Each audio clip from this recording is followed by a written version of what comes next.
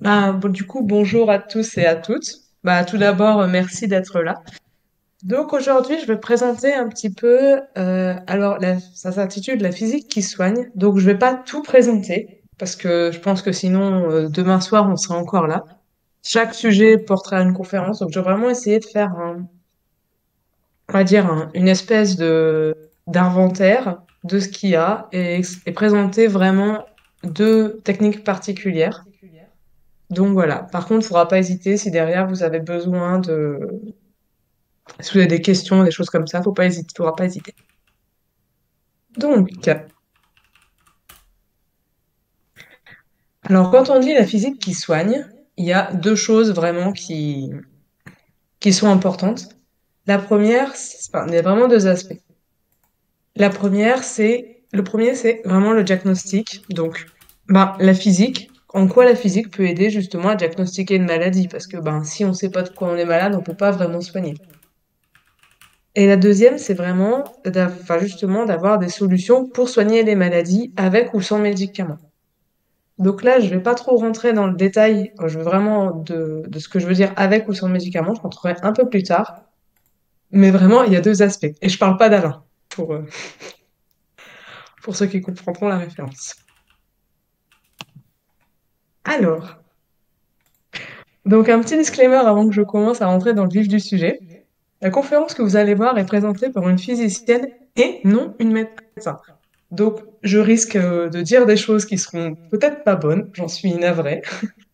Mais vraiment, à chaque fois, je vais essayer de faire les choses au mieux, mais c'est pas, il y a vraiment des choses qui sont pas dans mon domaine. Donc voilà. Il y a quelques équations dans cette conférence, mais ne fouillez pas.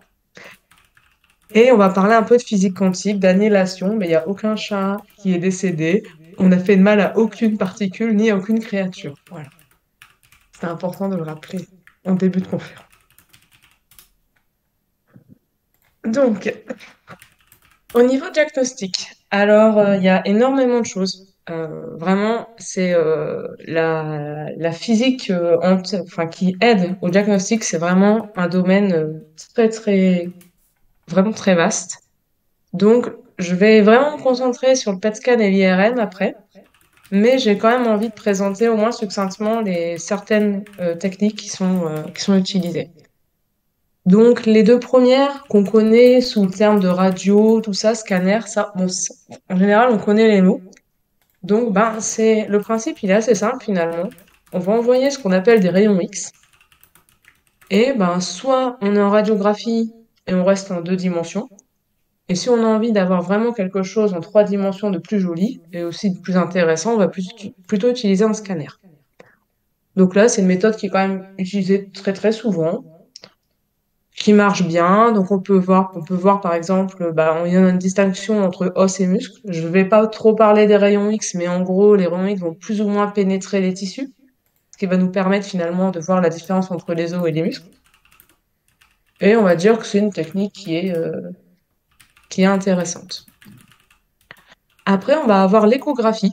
Alors l'échographie, euh, elle c'est quand même c'est un peu peut-être la première technique médicale où vraiment entre guillemets, dès qu'on a un enfant, forcément on connaît.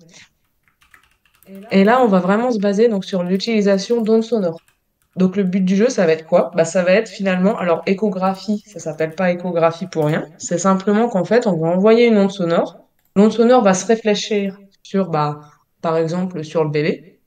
Et du coup, ça va nous permettre finalement, donc avec, un- on va dire avec les appareillages, de justement pouvoir voir, notamment donc un bébé lors d'une grossesse. Donc c'est pareil, c'est une méthode qui est, voilà, je pourrais faire une conférence entière dessus, mais j'ai vraiment choisi de présenter juste succinctement ce que c'est. Donc là, la radiographie, le scanner ou l'échographie, le principe est quand même toujours le même, entre guillemets, c'est on envoie une onde, elle revient en gros, et on regarde ce qui se passe. L'électroencéphalographie et la magnétoencéphalographie, ça va être vraiment des principes qui sont différents. Parce que là, on va rien envoyer du tout. On va juste regarder dans notre cerveau, justement, le champ électrique et le champ magnétique. Parce que notre cerveau, en fait, c'est une grosse usine finalement, une grosse usine électrique. Et le but du jeu, là, c'est une technique qui est assez ancienne en fait, et finalement, c'est peut-être la chose que je trouve la plus naturelle. C'est-à-dire, on va enregistrer ce qui se passe dans le corps, on va rien envoyer dans le corps, on va juste regarder ce qui se passe. Et donc, c'est quelque chose qui est assez ancien, c'est encore utilisé, un petit peu moins. Ça a quand même l'avantage de ne rien envoyer, donc ça, c'est assez rapide à faire. Mais par contre, par rapport à ce qu'on va voir, le PET scan et l'IRM, c'est quand même des techniques qui sont relativement peu précises. Et donc, je présentais plus en détail donc la tomographie à émission de positrons ou positons et l'IRM, donc l'imagerie par résonance magnétique. Alors, la tomographie, le principe. Donc, en gros, je parlais du PET scan, donc le PET c'est en anglais ou TEP en français, donc tomographie par émission de positons. Et le but du jeu, en fait, ça va être de regarder soit le fonctionnement d'un organe, soit de chercher ce qu'on appelle des foyers cancéreux.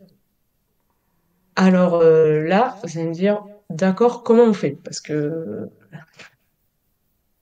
D'accord. Le truc, c'est que, en fait, au niveau de nos foyers, donc je vais expliquer un peu en détail, mais les foyers cancéreux vont avoir un comportement qui va être différent, on va dire, des cellules classiques. Donc je ne vais pas détailler tout de suite, je détaillerai juste après. Donc le principe de la tomographie, c'est ni rayon X, ni ondes sonores. Ça va être de détecter les rayons gamma.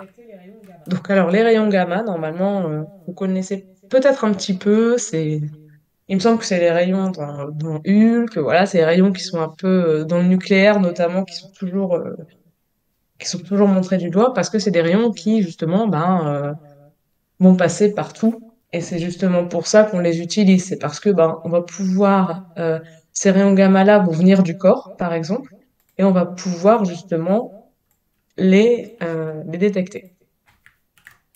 Donc, va avoir deux types de tomographie. Donc, il y a la tomographie par émission monophotonique, où justement les photons gamma sont détectés directement par le radiomarqueur. Et ensuite, on a celle par émission de positons, où les photons gamma vont être produits directement par une annihilation. Alors, je vais me concentrer sur la deuxième, sachant que le principe de la première, en fait, il y a juste une étape en moins. Donc, du coup, vraiment me concentrer sur la seconde et détailler tout ça.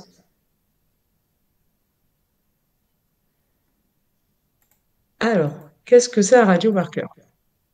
Donc, en gros, le principe de la tomographie, ça va être, alors là, on va devoir, entre guillemets, injecter quelque chose à la personne. Donc, ce qu'on appelle injecter un radiomarqueur. Alors, radiomarqueur, ça porte super bien son nom. C'est un marqueur donc qu'on va justement, qui va permettre pour nous, donc avec les détecteurs, de pouvoir voir du rayonnement gamma. Donc, alors, on va injecter, donc première étape, ce qu'on appelle le FDG, donc le fluorodésoxyglucose, qui a été introduit en France en 1998. Donc, c'est pas si ancien que ça. Donc, alors, pourquoi cette molécule-là? Donc, la molécule qu'on voit donc, à gauche, c'est la molécule de glucose classique, et celle qu'on voit à droite, en fait, il y a juste une toute petite différence. Donc, la petite différence, elle se situe au niveau du groupement, ce qu'on appelle le groupement OH, donc oxygène-hydrogène, qui va se transformer en fluor. Mais c'est pas n'importe quel fluor, c'est un fluor 18, donc c'est un isotope. Et du coup, comme c'est un isotope, on va dire que donc, le noyau de l'atome va avoir des protons, des neutrons, et l'isotope, il a un petit peu trop de neutrons. Donc, il a un petit peu en surpoids de neutrons, j'ai envie de dire, et il va vouloir les éjecter. Donc, c'est ça le principe, c'est simplement de se dire, voilà, on va avoir un isotope, et puis, justement, il va réagir de manière spontanée, sans qu'on ait besoin de lui dire. Et on va justement essayer de voir si est-ce que cette réaction-là va pas nous aider, finalement, à, euh, à retrouver nos cellules cancéreuses. Donc, le fluor 18, c'est quelque chose qui se présente pas dans la nature à l'état naturel. Donc, on va le préparer dans ce qu'on appelle une radiopharmacie ou dans un laboratoire où il y aura un accélérateur de particules. Donc, on va bombarder du fluor et allez, on y va pour avoir un super fluor 18. Ou alors, ce qu'on peut faire aussi, ce qui se passe parfois, c'est que l'accélérateur de particules va être juste à côté de l'endroit où on va faire notre tomographie par émission de positons. Donc là, ça dépend vraiment des hôpitaux, ça change d'un hôpital à un autre. Donc là, on est content, on a trouvé, on injecte un radiomarqueur qui est du coup notre glucose, parce que justement, bah, c'est du sucre, et on a notre fluor 18, donc on a un glucose un peu spécial.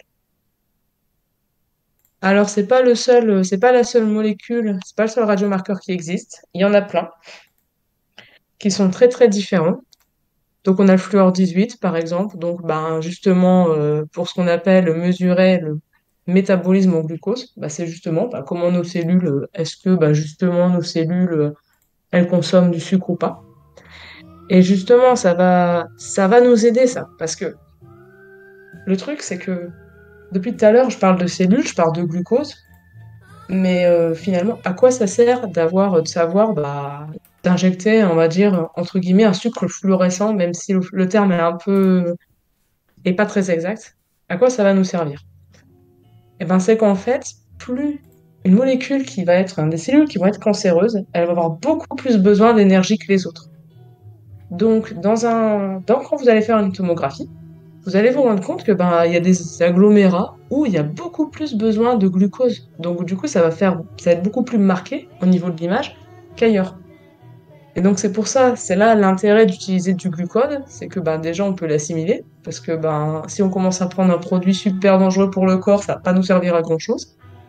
Et en plus de ça, ça permet aussi justement bah, de voir où se situe le cancer, parce que ben, lui, il est très très gourmand en glucose, donc forcément, on va pouvoir le remarquer comme ça. Donc voilà, il y a un peu tout. Donc il y a de l'iridium, il y a du cuivre 64, enfin il y a vraiment tout. Et à chaque fois, donc sur la droite, il y a ce qu'on appelle le half-life, le temps de demi-vie, où là c'est hyper important parce que du coup, j'ai pas précisé, mais la radioactivité, le processus qui fait que bah, l'atome il va se désintégrer comme ça peut prendre 2 minutes, ça peut prendre 5 heures, ça peut prendre des millions d'années. Je répondrai aux questions après. Et du coup, tout ça, ça peut prendre énormément de temps. Donc du coup, ça serait quand même bien de pas que l'examen justement par tomographie dure pas 50 ans, ou des millions d'années. Donc du coup, bah, c'est très pratique, par exemple, le fluor, ce qu'on appelle le fluor 18, parce que ça ne dure que 110 minutes. Donc bah, 2 heures, c'est pas mal du tout. Ça veut dire quoi? Ça veut dire qu'au bout de 110 minutes, la moitié du fluor 18 que la personne a ingéré, c'est complètement désintégré. Donc c'est pas mal du tout. Alors, donc du coup, le principe justement de ce fluor là qui était sur notre petite molécule, bah, en fait, il va se désintégrer suivant ce qu'on appelle une radioactivité bêta+. Alors pourquoi bêta+? Bah parce qu'on du coup, on va émettre ce qu'on appelle un positon. C'est pour ça qu'on parle de tomographie par émission de positons. Et donc, bah du coup, le fait qu'elle émette, donc tout à l'heure j'ai parlé de neutrons, mais c'est pas bien parce que c'est un proton. Le fait qu'elle émette un proton, bah du coup, on va changer l'atome, pardon, et on va avoir un atome qui va être l'atome d'oxygène. Donc, bah, du coup, finalement, à la fin, on va avoir ce qu'on appelle, donc on va avoir la même molécule, mais c'est juste qu'à la place du fluor, on va avoir de l'oxygène. Et du coup, bah, lors de cette désintégration, on va avoir l'émission d'un positon. Et là, on est en train de se dire, bah, ok, c'est très bien, mais dans cette histoire, tout au début, là, elle parlait de rayons, ouais, rayons gamma, rayons alpha, tout ça. Donc, quel est le rapport entre un positon, donc qui est, en fait, c'est comme un électron, c'est juste qu'un électron va avoir une charge négative. Le positon, c'est exactement la même chose, sauf que lui a une charge positive. D'où le terme radioactivité bêta+. Si on était en radioactivité bêta-, on aurait une émission d'un électron.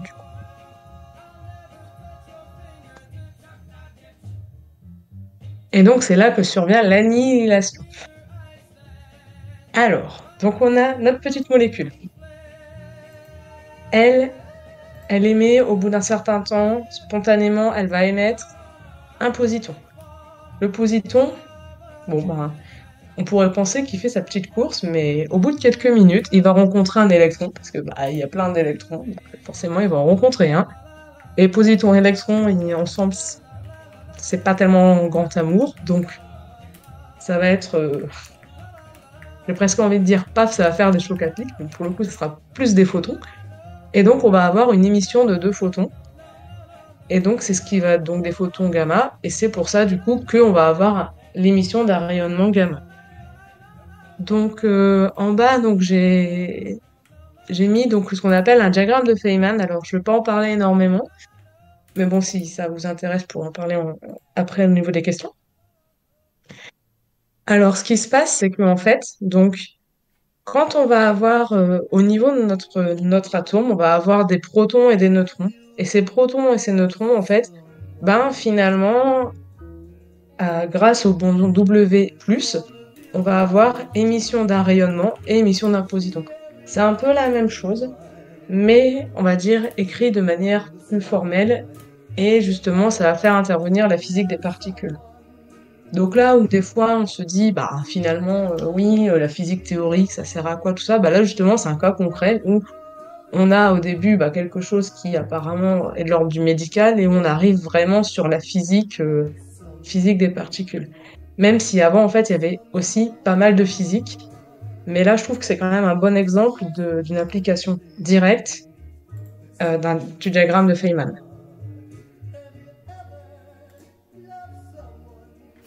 Et donc, du coup, ben, alors, dans l'histoire, on a notre patient, on lui a bombardé un peu de fluor 18, super. Du coup, au bout de 2 heures, ben, la moitié du fluor 18 s'est désintégré. Du coup, il y a plein de photons gamma, du coup, grâce à l'annihilation qui sont partis, mais du coup, c'est sympa. Mais comment on fait pour détecter justement ces rayons gamma? Eh ben, ils vont être détectés par ce qu'on appelle une couronne de photomultiplicateurs. Alors, ça encore, c'est encore de la physique. Le côté photomultiplicateur, il y a tout ce qui est aspect électronique, tout ça, je vais pas rentrer dans les détails, mais là, c'est vraiment, il y a vraiment un aspect électronique hyper important. Et il y a ce qu'on appelle notamment le phénomène de scintillation, qui est pratique parce que justement, les cristaux vont scintiller et donc vont réagir au passage de ce rayonnement-là. Donc derrière, on va avoir une vibration, et ça, on va pouvoir le transformer en signal électrique derrière. Et qui dit signal électrique dit traitement informatique, etc. Donc du coup, avec ça, on va avoir des zones, parce que selon où il y a du fluor, on va avoir des zones justement où il va y avoir plein de sucre, parce qu'il y aura eu plein de besoins. Et bien dans ces zones-là, forcément, il y aura aussi beaucoup plus de zones avec le fluor 18. Dans ces zones-là, il va y avoir beaucoup d'émissions de photons. Et du coup, on va pouvoir vraiment cartographier localement. On va avoir des zones vraiment plus foncées que d'autres. Et bien ces zones-là, on va pouvoir dire, dans ces zones-là, il y a eu un fort besoin en énergie. On suspecte que c'est une tumeur. Voilà. Après, ça reste une technique. Une technique à elle seule, en général, c'est pas forcément ce qu'on utilise. On va plus utiliser plusieurs techniques ensemble qu'on va fusionner pour avoir des choses vraiment précises. Mais en gros, c'est l'idée.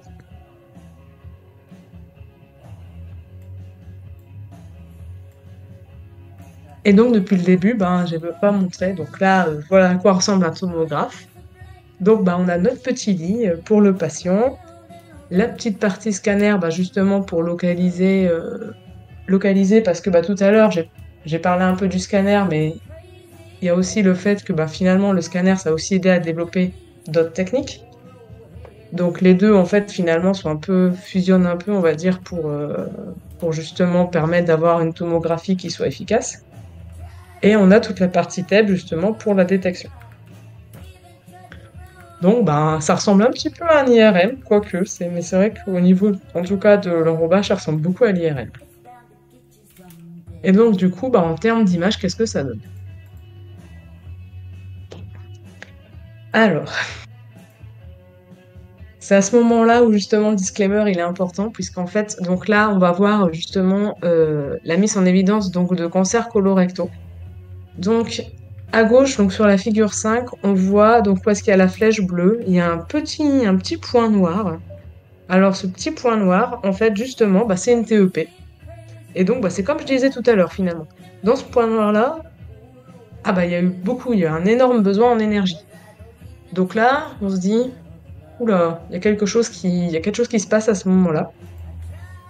Et donc, du coup, ça peut être complété donc, par une coloscopie. Donc, je peux en parler aujourd'hui. Et justement, la coloscopie montre alors un polype qui s'est révélé être un adénome de 20 mm en dysplasie sévère dans le côlon descendant.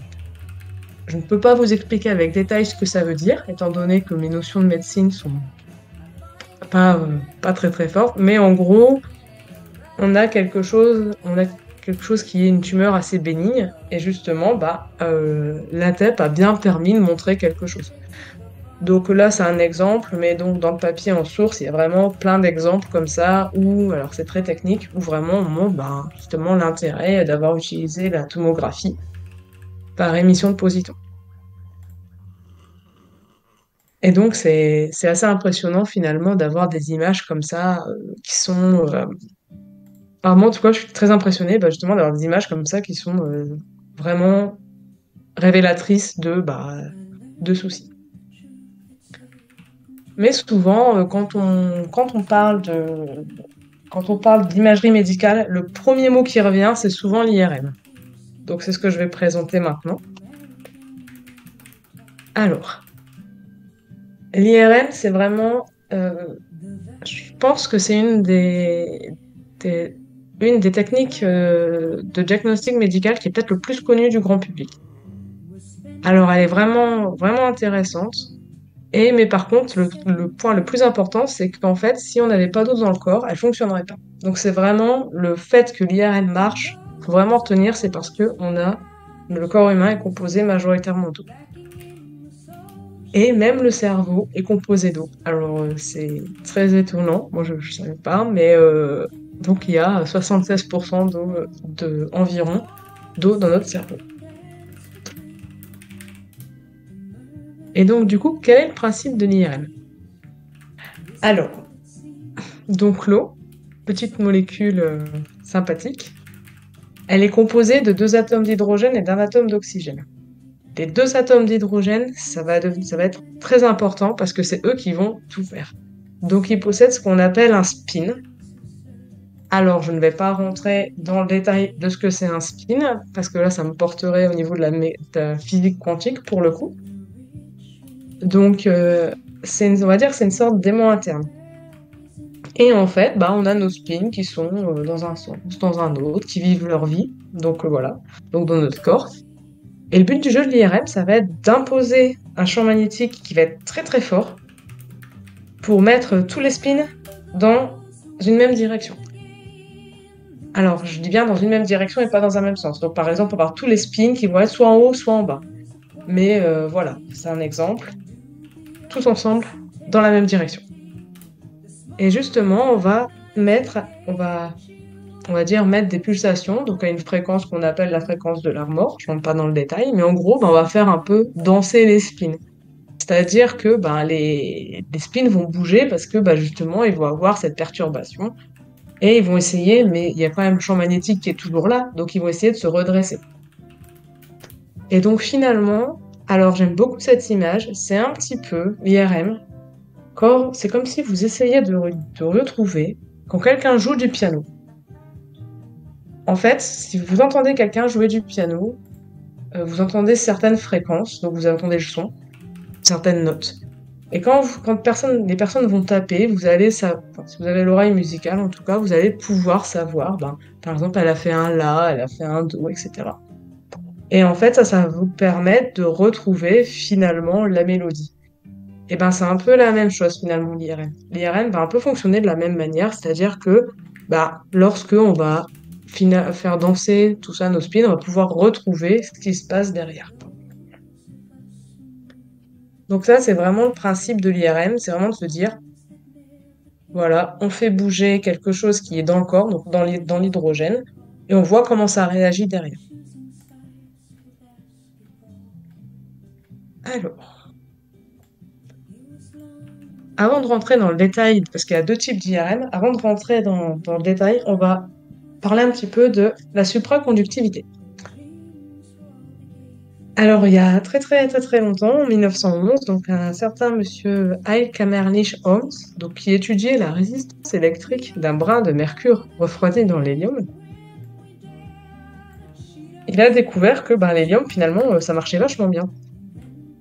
Et donc, c'est quand même quelque chose qui est très ancien, donc il y a 100 ans, mais donc ça a été le point de départ, on va dire, de vraiment de la supraconductivité. Et donc, en fait, la supraconductivité, c'est le fait que, ben, par exemple, l'hélium, qui est très, très, très froid, il va pouvoir conduire le courant électrique, mais on va pas avoir ce qu'on appelle d'effet Joule.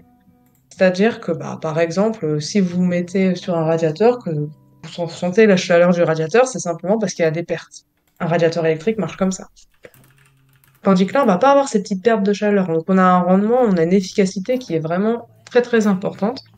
Et ça va nous permettre, notamment, de refroidir. Et le fait de pouvoir refroidir, ça va permettre finalement de créer des champs magnétiques qui vont être très très intenses.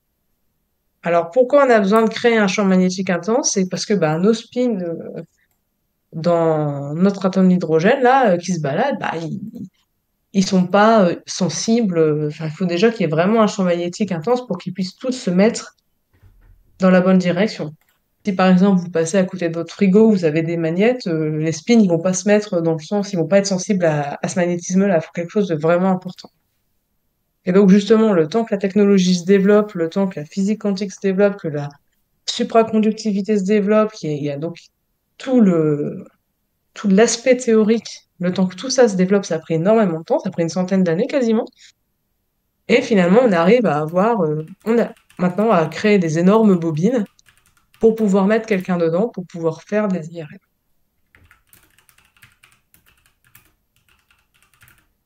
Alors, il va y avoir deux types d'IRM. Le premier, c'est ce qu'on appelle l'IRM de diffusion. Alors là, ça va être le moment, un moment de médecine. Alors, on a donc dans le cerveau, donc ce que vous voyez, c'est donc une coupe de ce que pourrait être, on va dire, un neurone et on va dire les liaisons entre neurones. Donc, il y a ce qu'on appelle les axones.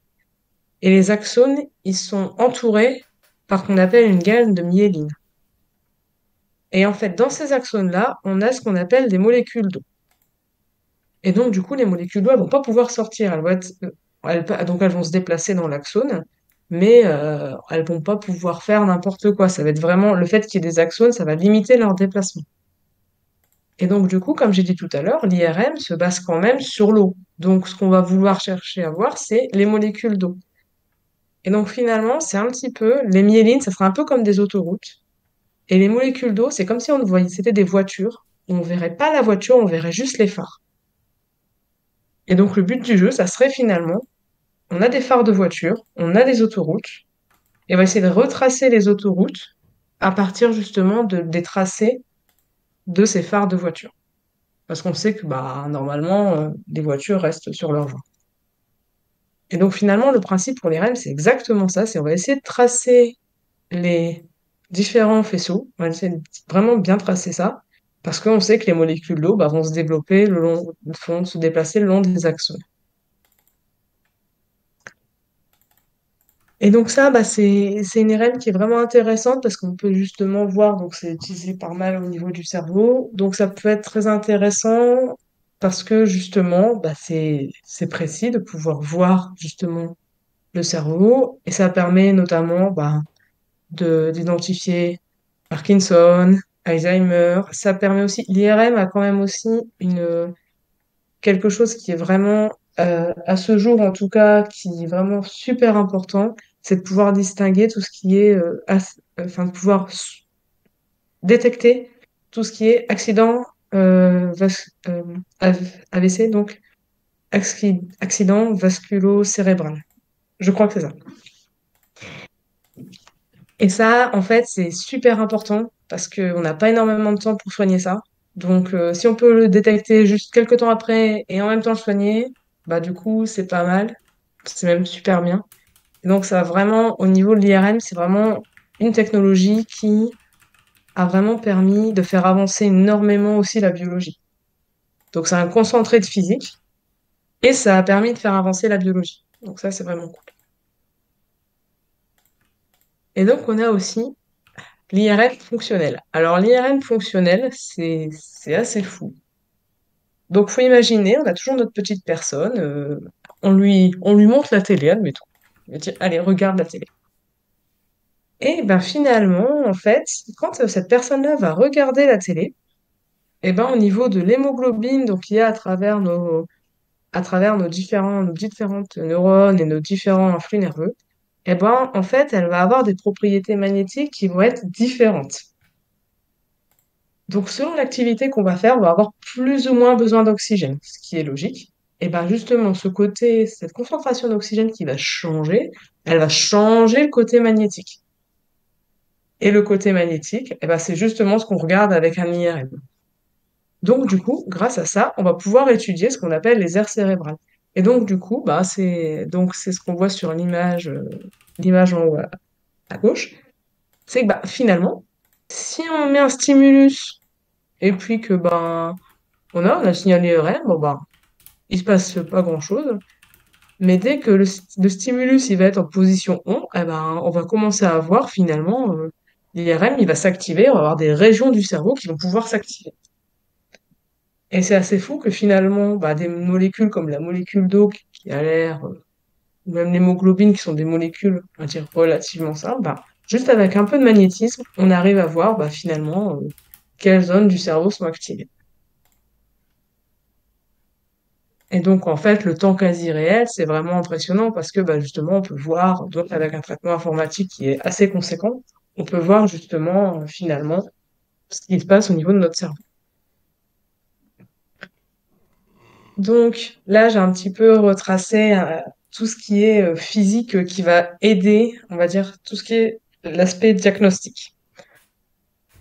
Mais en fait, il n'y a pas que ça. Il y a aussi l'aspect soin. Et l'aspect soin, alors là, je vais dresser un portrait très très peu exhaustif de ce qui se fait. Il y a énormément de choses qui se fait. Mais vraiment, le but du jeu, c'est que, bah voilà, se dire, même les choses, faut pas forcément avoir recours à la physique quantique ou avoir recours à la supraconductivité pour voir des choses qui sont de la physique pure et qui sont en fait au cœur de la médecine. Et la première chose, c'est la chose peut-être que certains d'entre vous ont sur leur nez à l'heure actuelle, et ben c'est l'optique. Parce que bah, c'est la physique, l'optique. Donc c'est peut-être la chose qui paraît, je vais pas dire la plus banale, mais en tout cas, c'est une chose c'est un phénomène physique qui est pas si vieux que ça, hein, et qui a été découvert et perfectionné, voilà, mais qui est au cœur, on va dire, d'une technique de soin.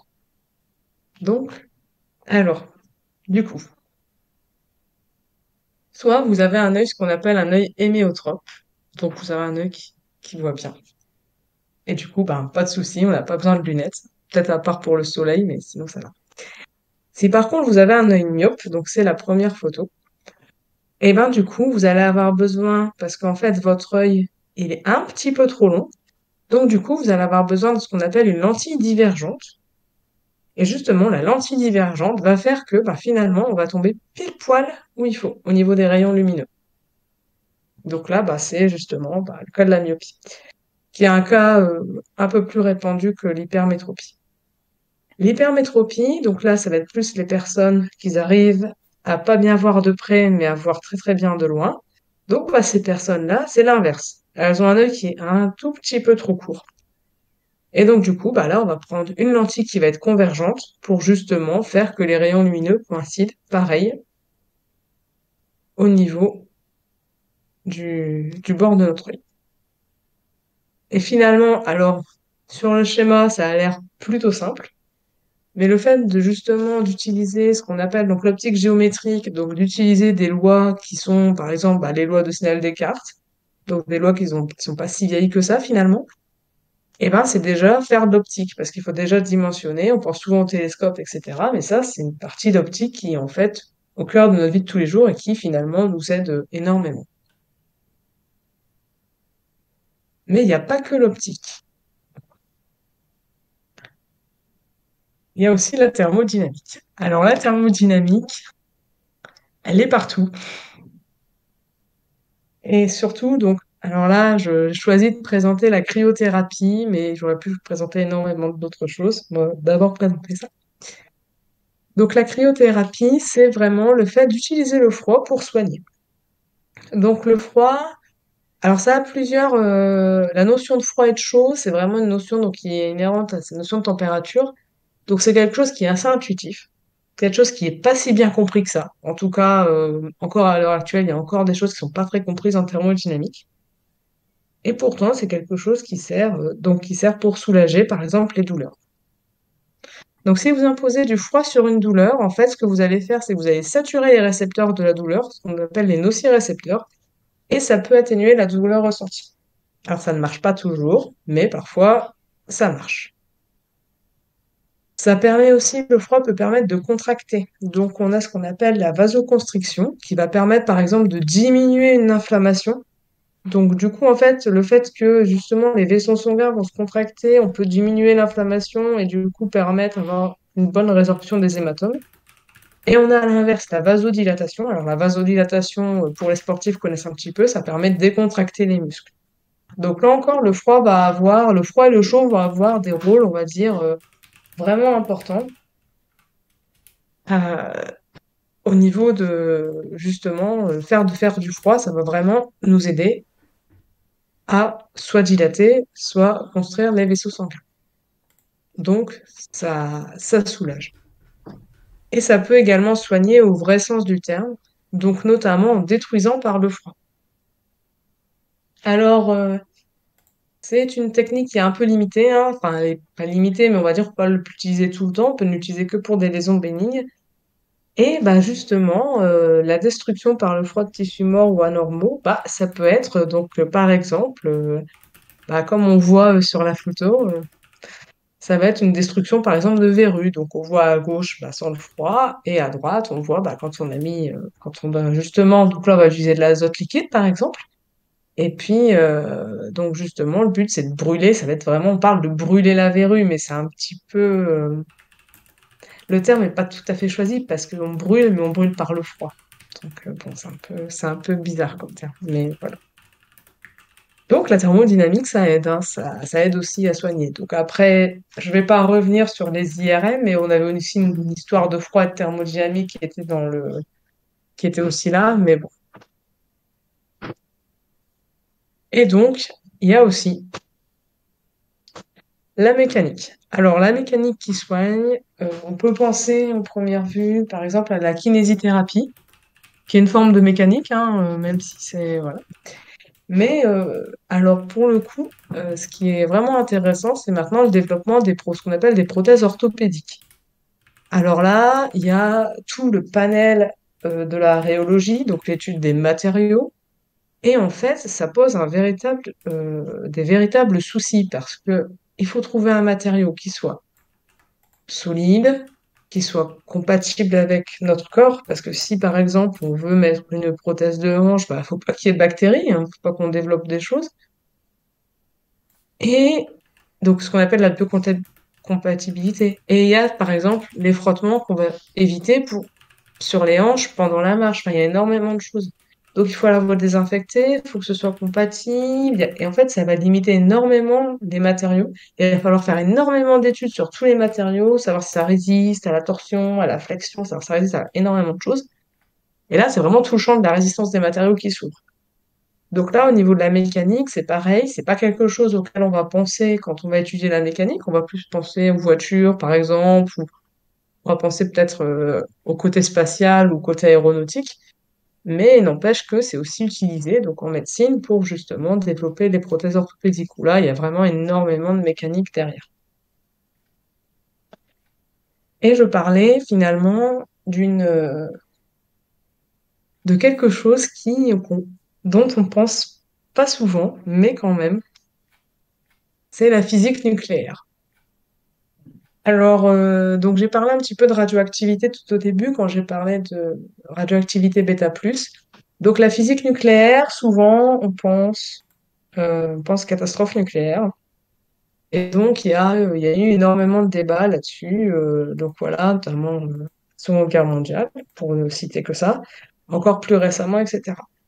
Mais il faut bien comprendre que la science, en tout cas la physique nucléaire, il y a aussi tout un aspect, on va dire, soin qui est là. Donc il y a les deux aspects, il faut pas en négliger un plutôt que l'autre, hein, je pense. Et donc on a notamment plusieurs types de ce qu'on appelle les radiothérapies, donc qui vont viser à détruire le cancer, les cellules cancéreuses. Donc on va avoir ce qu'on appelle la curithérapie. Donc nous on l'appelle comme ça, mais hors de France ça s'appelle la bakithérapie. Et donc c'est en fait on va utiliser simplement le but du jeu, c'est on prend une source radioactive, donc de l'iridium, de l'iode, on met près d'une tumeur et la source radioactive, c'est quand même pas spécialement, c'est pas quelque chose de spécialement sain, donc elle va émettre du rayonnement. Et ce rayonnement-là, il va traverser les tumeurs et ça va la tuer. Donc c'est utilisé notamment pour cancer du col de l'utérus, cancer de la prostate, cancer du sein, peau, etc. Mais quand je dis ça comme ça, vous vous doutez bien que s'il y a des organes à côté, niveau précision, c'est la première qui a été développée, mais c'est pas forcément la plus précise. Et en plus de ça, on peut aussi avoir des dégâts collatéraux. Donc, on a plus tard développé ce qu'on appelle la radiothérapie métabolique, où là, c'est comme la curithérapie, mais à la place de faire les choses de manière chirurgicale, on va plus donner un médicament. Donc, du coup, là, il faut développer un médicament qui soit capable, enfin, on va dire, qui intègre une source radioactive. Donc là, c'est pareil, c'est pas mal, mais le temps que le médicament arrive, c'est pareil, il y a quand même toujours des petits soucis qui sont pas au niveau précision, c'est pas tout à fait ça. Donc, on va avoir ce qu'on appelle la radiothérapie externe. Alors là, c'est vraiment donc c'est ce qu'on appelle radiothérapie, c'est ce qu'on appelle les rayons aussi, chez certaines personnes. Donc là, on va utiliser des rayons X, donc pour tuer les cellules cancéreuses. Et donc, ça revient, c'est un peu aussi pour boucler avec ce que j'ai dit tout au début de la conférence, c'est-à-dire qu'on va utiliser les rayons X à la fois à faible dose pour regarder ce qui se passe à l'intérieur du corps, et on va bombarder un peu plus pour aussi détruire les cellules cancéreuses. Donc ça a vraiment un usage très très ambivalent. Et on a, donc c'est une technique qui est assez récente finalement, plus récente que les autres en tout cas, qu'on appelle l'hadrothérapie. Alors l'hadrothérapie, ça permet d'utiliser des faisceaux d'ions rapides plutôt que des rayons X. Alors pourquoi utiliser des faisceaux d'ions rapides? C'est parce que les rayons X, eux, ils savent pas ce qu'est une bonne cellule entre guillemets de ce qu'est une cellule cancéreuse. Donc eux, ils font pas de quartier. Donc le but du jeu, c'était de prendre des ions rapides qui sont légers, donc qui sont plus précis, qui vont moins détériorer les cellules, on va dire, des organes annexes, donc quelque chose qui va être plus doux et qui va quand même pouvoir détruire les cellules cancéreuses.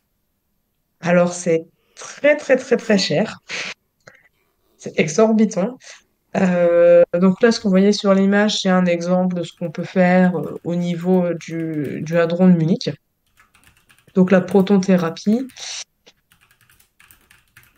voilà, ça existe, c'est encore en recherche, c'est prometteur dans le sens où c'est vraiment plus précis et contrairement à ce qu'on peut croire, la radiothérapie c'est encore beaucoup utilisé, donc c'est vraiment prometteur pour soigner notamment le cancer. Et donc finalement c'est un comble que finalement la physique nucléaire peut à la fois provoquer le cancer et le soigner aussi, donc voilà.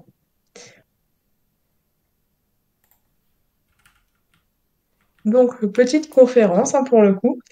Alors, du coup, là, j'ai parlé de beaucoup de domaines de la physique, mine de rien. Alors, c'était toujours très, très diffus, c'était volontaire. C'est vraiment pour que vous ayez un aperçu qui soit le plus clair et oui, le plus clair possible. Et en fait, j'ai parlé donc de thermodynamique, mécanique quantique, j'en ai parlé un petit peu, mécanique, j'en ai parlé, je vais peut-être me répéter, hein. Optique, j'en ai parlé, donc j'ai parlé d'énormément de domaines en fait, mais il y a un domaine dont j'ai pas parlé du tout, c'est le domaine de la relativité. Donc, à part pour faire un GPS pour trouver l'hôpital, sinon j'en ai pas parlé. Donc j'en parlerai au prochain épisode, qui sera sur la cosmologie, où là, on changera complètement de domaine et on sera vraiment plus dans le médical, mais vraiment dans la physique pure et dure et il y aura beaucoup plus d'équations. Mais bon, voilà, voilà. Donc, bah, je vous remercie pour votre attention et si vous avez des questions, j'ai volontairement rendu la présentation, on va dire, la plus légère possible pour que ce soit agréable à entendre. Mais si vous avez des questions plus techniques, n'hésitez pas. Et merci encore pour votre attention.